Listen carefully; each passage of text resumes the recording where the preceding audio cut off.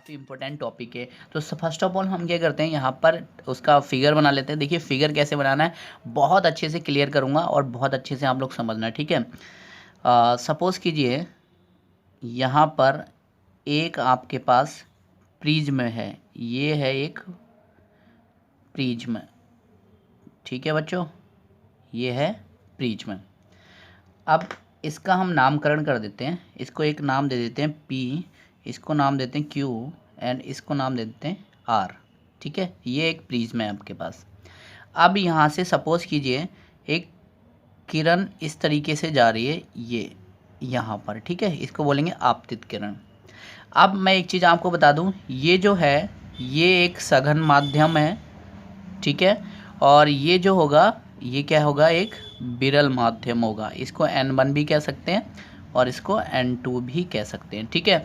तो यानी ये क्या हो गया, सघन माध्यम हो गया और ये हो गया विरल माध्यम, ठीक है। अब हमने अपवर्तन के नियम में एक लॉ पढ़ा था अपवर्तन का, जिसमें हमने पढ़ा था कि अगर कोई किरण विरल माध्यम से सघन माध्यम की ओर जाती है, यानी सघन माध्यम में प्रवेश करती है, तो वो क्या होती है, अपने अभिलंब से, मतलब अपने अभिलंब की ओर झुक जाती है। ऐसे ही तो हमने पढ़ा था, ठीक है। जब विरल से सघन में जाती है तो वो अभिलंब की ओर झुक जाती है। तो सबसे पहले इसका अभिलंब ड्रॉ कर लेते हैं। तो देखिए अभिलंब कहाँ पर जाएगा, ये होगा इसका अभिलंब, ठीक है बच्चों, ये इसका अभिलंब है। मैं ठीक से ड्रॉ करता हूँ, ये थोड़ा गड़बड़ हो गया, ठीक है। आप अच्छे से बनाना डायग्राम। देखिए ये क्या है, इसका अभिलंब है, ये मैंने यहाँ पर इसका अभिलंब खींच दिया है, ठीक है बच्चों। अब देखिए हमने पढ़ा था कि जो प्रकाश की किरण होगी वो जब विरल से सघन में जाएगी तो अभिलंब की ओर झुक जाएगी, यानी इसे जाना कैसे चाहिए था, इस तरीके से चाहिए था इसे जाना, ठीक है बच्चों। लेकिन अब ये क्या होगी, अभिलंब यहाँ पर है तो ये इस साइड में झुक जाएगी। तो अब देखिए कैसे झुकेगी, ये इस तरीके से जाएगी यहाँ पर ऐसे करके, ठीक है बच्चों। ये हो गया अभिलंब की ओर झुक गई है किरण। अब गौर से देखो बच्चों, अब ये सघन माध्यम है और ये क्या है, विरल माध्यम है, यानी अब सघन से विरल में जाएगी किरण।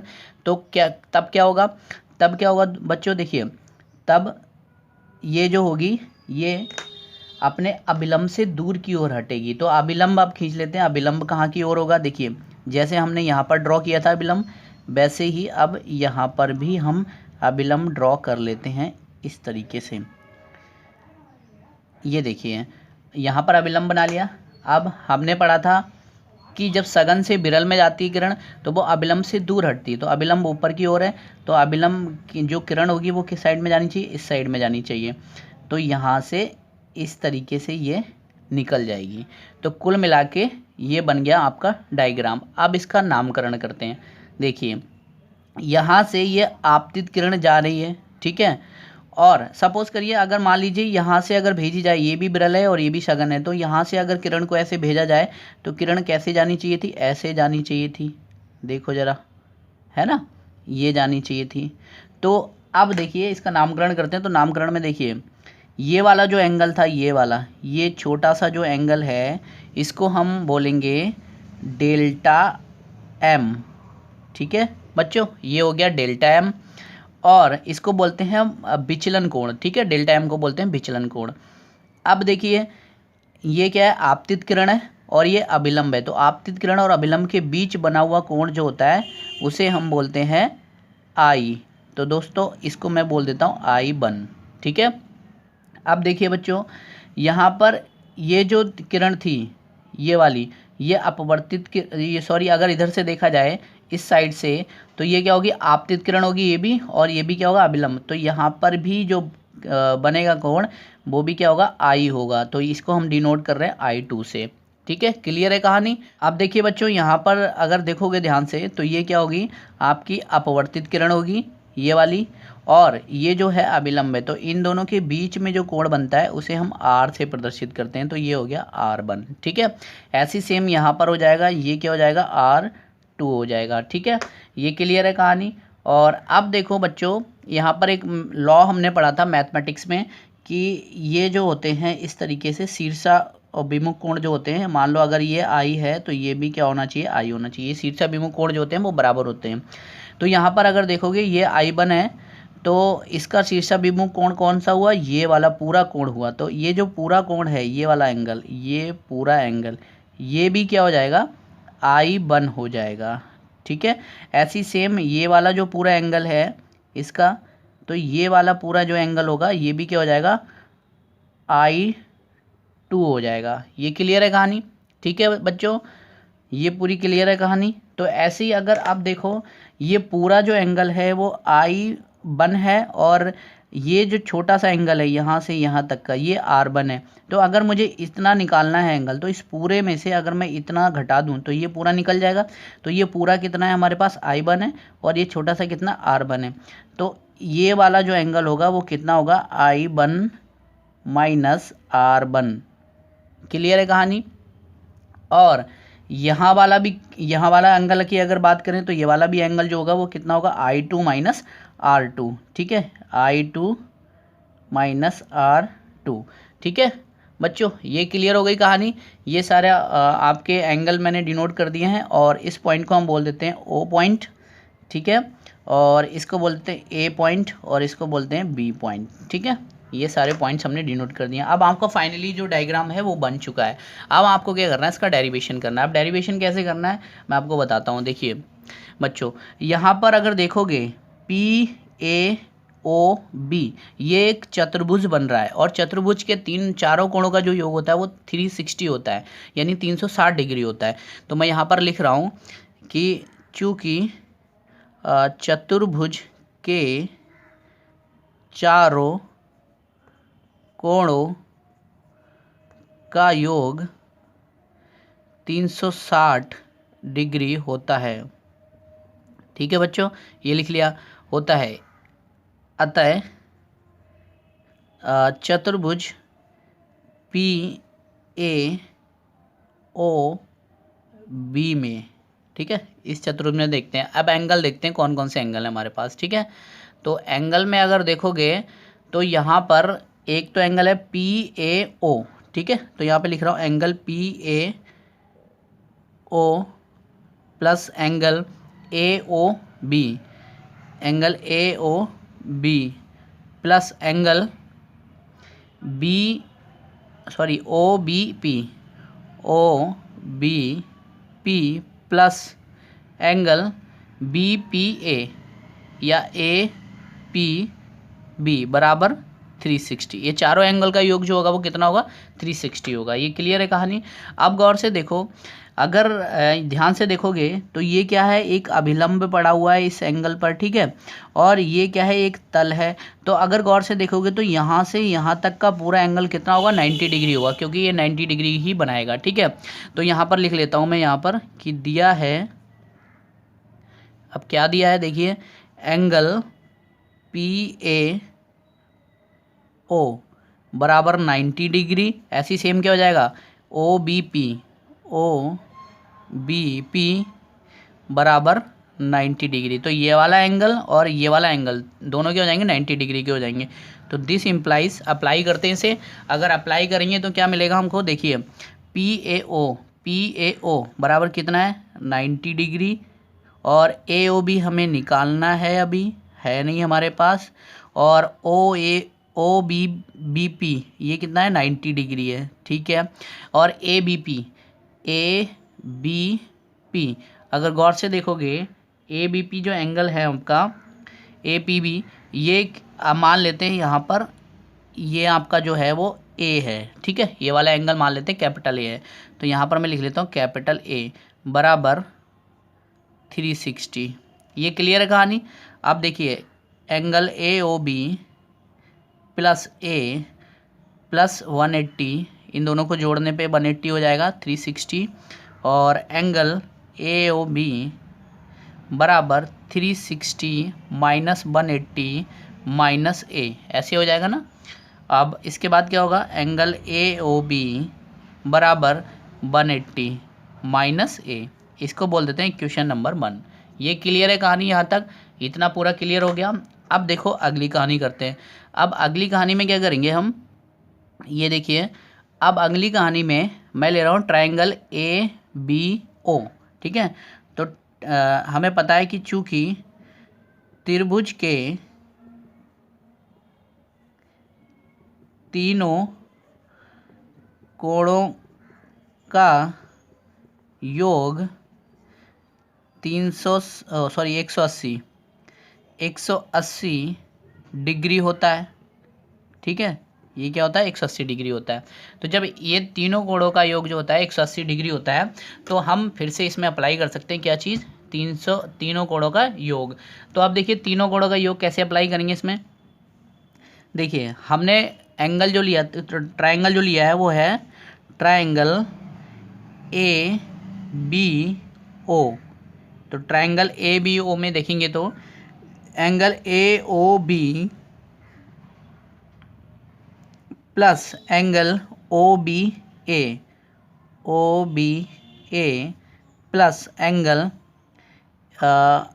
ओ ए बी, ये तीनों एंगल आ गए कितने डिग्री के हैं, टोटल 180 डिग्री के।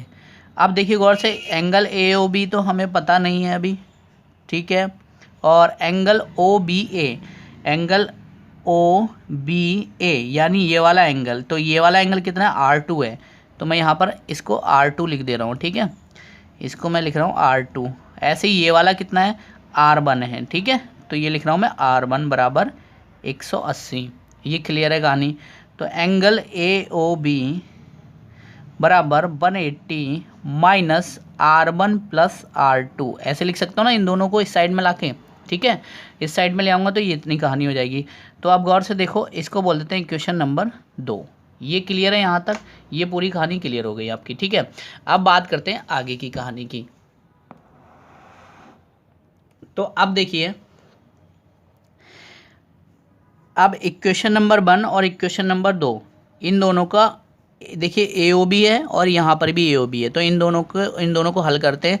तो यहाँ पर मैं लिख रहा हूँ समीकरण 1/2 से, समीकरण 1/2 से करेंगे तो ये हो जाएगा 180 minus A equals to 180 minus R1 plus R2। ये हो गई कहानी। तो 180 से 180 कैंसिल आउट हो गया, तो माइनस ए बराबर माइनस R1 प्लस R2। तो इसको हम ऐसे भी लिख सकते हैं R1 plus R2 equals to ए। तो इक्वेशन नंबर 3 बोल देते हैं इसे। देखिए इक्वेशन नंबर 3 बन गई है। सारी कहानियाँ हमारी बनती जा रही हैं, अब कोई दिक्कत हमें नहीं आने वाली है, ठीक है। तो अब इसके बाद थोड़ा सा और आगे कर लेते हैं इसे सॉल्यूशन। तो देखिए यहाँ पर सॉल्यूशन देने के लिए हम लोग क्या करेंगे, यहाँ तक तो कहानी हमें समझ में आ गई। अब हमने एक चीज़ पढ़ी थी बहिष्कोण वाली, ठीक है, तो वही हमें फिर से हमें दोहराना है यहाँ पर। अब देखिए बहिष्कोण वाली में जो हमने पढ़ी थी लास्ट गोलीय अपवर्तन के जो सूत्र हमने पढ़ा था, गोलीय पृष्ठ वाला जो अपवर्तन वाला सूत्र पढ़ा था ना, तो उसको हम लोग फिर से दोहराएंगे। अब उसके लिए हम लोग क्या करेंगे, देखिए मैं आपको बताता हूँ। यहाँ देखिए, यहाँ पर मैं लिख रहा हूँ आगे का डेरिवेशन, ठीक है, आगे का डेरिवेशन यहाँ पे करता हूँ।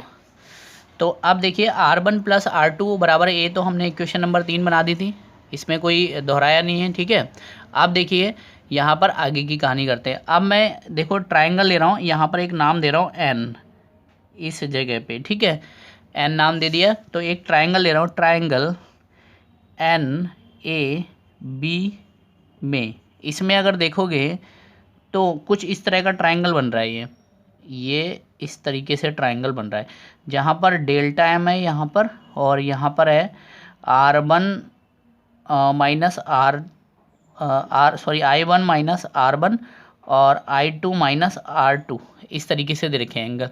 तो यहाँ पर हमने पढ़ा था कि जो यहाँ वाला एंगल होता है, ये वाला मान लीजिए 30 डिग्री का है और ये 60 का है और ये 50 का है, तो 30 डिग्री बराबर जो होता है वो 60 प्लस 50 होगा, यानी ये वाला जो एंगल होगा इन दोनों के योग के बराबर होगा, ठीक है। तो ये कहानी हमने पढ़ी थी, तो वही हम लोग यहाँ पर भी अप्लाई करेंगे। तो अब गौर से देखिए, यहाँ पर जो कहानी होगी आपकी वो ये हो जाएगी, delta M equals to I1 होगा यहाँ पे, I1 माइनस R1 और प्लस I2 माइनस R2। ये कहानी बन गई, ठीक है। तो अब देखो आपको कैसे करना है, इसको थोड़ा और सॉल्यूशन देते हैं। तो सॉल्यूशन देंगे तो ये मिलेगा delta M equals to I1 minus R1 plus I2 minus R2। तो I1 और I2 यहाँ पर पॉजिटिव हैं, दोनों को एक साथ लिख लेते हैं, और ये दोनों माइनस के हैं तो माइनस कॉमन लेके इन दोनों को एक साथ लिख लेते हैं, तो ये हो जाएगा डेल्टा एम। अब देखिए गौर से R1 और R2 की जो वैल्यू हमने पहले निकाली थी, हमने क्या निकाला था यहाँ पर, R1 और R2 बराबर A निकाला था, ठीक है। अभी जो तीसरी समीकरण हमने बनाई थी तो यहाँ पर उसे अप्लाई कर देते हैं, तो ये हो जाएगा I1 plus I2 minus A, ये हो जाएगा, क्योंकि अभी हमने तीसरे समीकरण में निकाला था कि R1 प्लस R2 बराबर होता है A, ठीक है, इसलिए ये हो जाएगा यहाँ पर कहानी, ठीक है। ये कहानी पूरी समझ में आ गई, ये यहाँ तक क्लियर हो गया होगा, ठीक है। तो अब लास्ट लाइन हम और लिख लेते हैं यहाँ पर, इस ए को इस साइड लाएंगे तो ये हो जाएगा delta M plus A equals to I1 plus I2, और ये क्वेश्चन बन गए, इसको बोलते हैं क्वेश्चन नंबर 4, ठीक है। तो यहाँ तक की हमारी इक्वेशन सारी समझ में आ गई होंगी आपको। अब आगे का सॉल्यूशन हम लोग यहाँ पर करते हैं। अब देखिए आगे करने के लिए अब हमें क्या करना है, देखिए मैं यहाँ पर लिख रहा हूँ न्यूनतम विचलन के लिए, न्यूनतम विचलन के लिए। अब देखिए जो न्यूनतम विचलन होता है यानी छोटा सा विचलन, उसके लिए जो आपका I1 और I2 है, ठीक है, उन दोनों का जो मान होगा वो इक्वल होगा I के, मतलब दोनों एक दूसरे के बराबर होंगे। ऐसी सेम R की अगर बात करें तो R1 और R2 जो होता है वो भी R के बराबर होता है, यानी दोनों आपस में क्या होंगे, इक्वल होंगे। तो हम क्या कर सकते हैं, इस चीज़ को अप्लाई कर सकते हैं समीकरण नंबर 3 में और समीकरण नंबर 4 में। तो यहाँ पर मैं लिख रहा हूँ समीकरण 3 से, अगर समीकरण 3 से बात करें तो समीकरण 3 में देखोगे तो ये हो जाएगा R प्लस R बराबर A, यानी ये हो गया 2R बराबर A। तो R बराबर हमें मिल गया A/2, तो एक तो वैल्यू हमें ये मिल गई R की। सेकंड यहाँ पर I की वैल्यू निकाल लेता हूँ, तो delta M plus A equals to हो जाएगा I प्लस I, तो यानी हो जाएगा 2I बराबर डेल्टा M प्लस A। तो ऐसे हो जाएगा I equals to delta M plus A/2।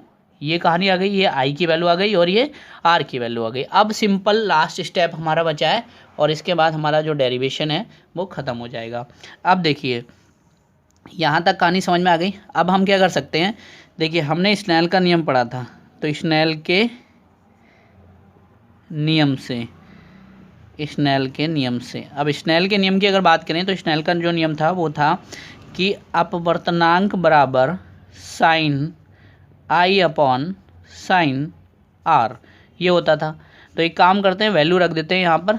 तो अगर वैल्यू रखेंगे तो हमें मिलेगा n बराबर I की वैल्यू हम रखेंगे यहाँ पर, तो साइन I की वैल्यू हमने कितनी निकाली, delta M plus A/2 upon R की वैल्यू कितनी निकाली, साइन R की वैल्यू निकली A/2। तो क्लियर है ना बच्चों। यहाँ पर देखिए ये आपका अपवर्तनांक का सूत्र निकल कर आ गया है प्रिज्म का। तो इस तरीके से आपको पूरा डेरिवेशन करना है और बहुत ही आसान है। आई होप पूरा आपको अच्छे से समझ में आ गया होगा।